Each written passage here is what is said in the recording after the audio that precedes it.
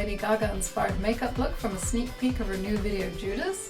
It's got a very full-on cat eye, red lips, complete with a jewel tear. I'm going to use a concealer brush, and from my Island palette I'm going to choose this kind of pale pink color. And these cream colors are very sticky and opaque, so if you need to sort of thin your brows, they really colour in even quite a dark shade of brow.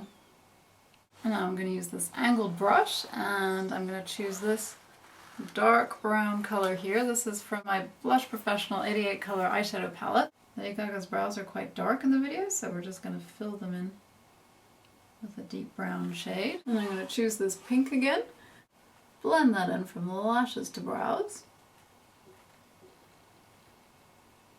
And then I'm going to use this white shade here. You can use eyeshadows, powder eyeshadows for this. I'm popping a highlight here under the brow.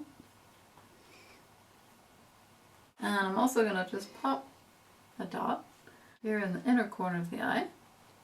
And now I'm going to choose some of this medium grey color on a Sigma E45 small tapered brush. Place this color above the crease and make a tiny V shape coming down to the lash line. And you want to buff that color out. And create a little bit of a cat eye effect by just brushing that color upwards at an angle. I'm going to use a Sigma E25 blending brush and dab it into some iridescent white powder eyeshadow. And pop a dot here in the inner corner of the eye. And then place a little bit here just before our grey. And you can blend the middle. And then I'm going to use another angled brush and brush on some of this white cream color. I can also use a white pencil for this. I'm going to line my lower waterline.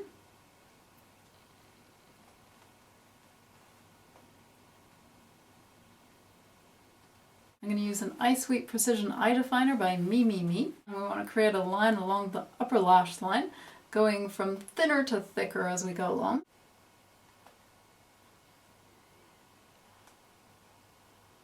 I'm going to create a little beak shape here in the inner corner of the eye, going towards the nose, and then back upon itself. And I'm going to create a clean little sweeping end here, like a little mini cattail. And then using my concealer brush, I'm going to sweep a line below our cattail just to clean this area up. And now we want to create a line along our lower lash line, and we want to start this line way below our actual lash line.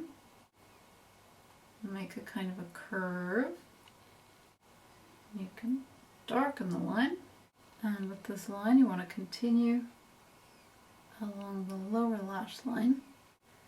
And then here we want to leave a gap and just extend outwards, parallel to our first line. Always creating like a horizontal line underneath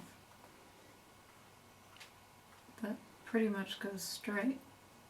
And then as you come down, you want to create a second line parallel to our first little mini sweep, just coming down from our slanted horizontal line. And so I created this lash using a false lash and then attaching a bead as close to the lower lash line as possible.